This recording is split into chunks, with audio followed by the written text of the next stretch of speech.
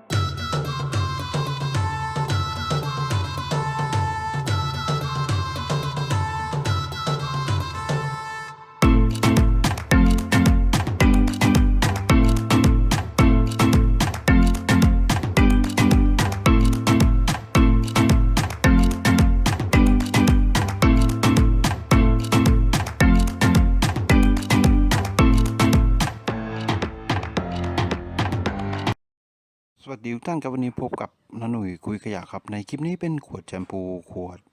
ครีมนวดผมครับที่เราไม่ได้ใช้แล้วเป็นขวดพลาสติกเหลือจากการใช้นะครับทีนี้จะนำตัวนี้กลับมาใช้งานกันอีกครั้งครับเป็นของใช้ภายในครัวเรือนครับผมโอเคครับติดตามชมกันนะครับจากขวดพลาสติกขวดแชมพูครับผม